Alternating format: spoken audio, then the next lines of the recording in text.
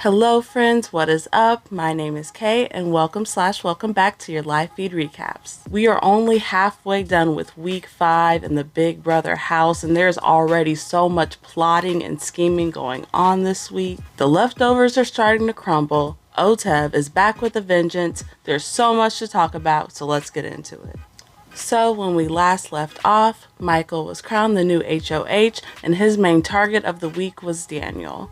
He initially put up the trio of Monte, Joseph, and Terrance on the block in order to minimize Daniel's chances of winning the veto and saving himself. At first, pretty much everybody was okay with this plan and just accepted Daniel as the house target. He's a pretty easy target since he's alone in the game and doesn't really have any allies, but the easy target isn't always the best target, and Michael knows this. Right now, the Leftover Alliance consists of some pretty strong dudes, and as a superfan, Michael knows that this stereotype is way more likely to win modern Big Brother. For this reason, Michael is gonna consider a bigger target, a target named Monte. After all, he is already there on the chopping block. But of course, there is still a veto that needs to be played before any further planning. The veto this week was Otev, and it turns out that Michael was actually the winner and just won his 4th freaking veto of the season. The season isn't even halfway done yet. Winning 4 out of 5 vetoes is absolutely insane, but as it turns out, apparently some people decided to throw this veto, which is going to be really important later. So now that Michael has all the power this week, he has some pretty important decisions to make. He could take the easy route and target Daniel as originally intended, or he could leave nominations the same, making either Monte or Terrance the target. At this point, everybody really likes Joseph, and he doesn't really have any blood on his hands right now, which is why he's not really being looked at as an option.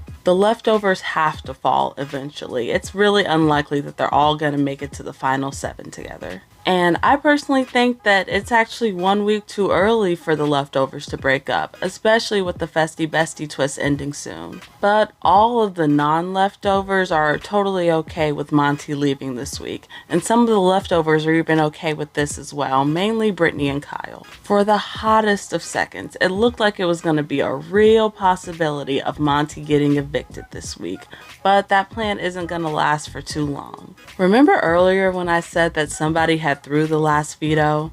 Well, that somebody is Terrance, even though his ass is on the block right now. You see, Terrance is actually really comfortable being on the block next to Monte and Joseph just because they look like bigger targets than Terrance. And Terrance is kinda right, but he's also so wrong. You see, apparently during the veto comp, Terrance wanted Michael to win, and he told Michael that he was going to throw the comp to him, which he ended up doing. See, Terrance wants Michael to win because he wants his group to stay on the block because he wants Monte to get evicted, which is crazy because Monte has been very pro-Terrance all season.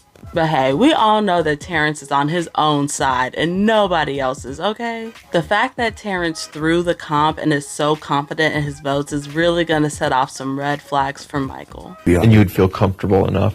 I would be absolutely comfortable enough. I would not have any reservations because in my heart of hearts, I do know that we would have the votes. I would never put myself in that predicament like Pooch or anything like that. Right. If I honestly didn't feel that people would rally behind it. That's how confident I feel. And I'm sitting on a block. Yeah. You know what I'm saying? Yeah. I'm in literally harm's way where anything could happen to me. But that's how strong I feel, you know, so. It was never mentioned on the actual TV show, but there actually was an alliance in the game called Old School that consisted of pretty much everybody who's not a leftover.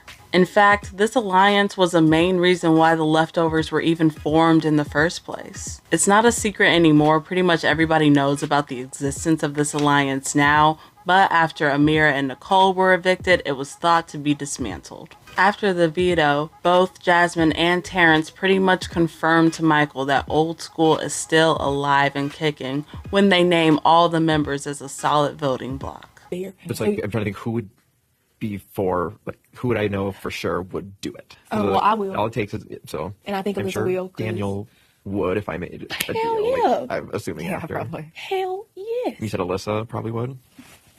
I know she would, Mike. I know she would. So I'm not worried about that at all. And I feel like Indy would too. Really? You think Indy? Really? You want to know why? Because she said twice he's lied to her.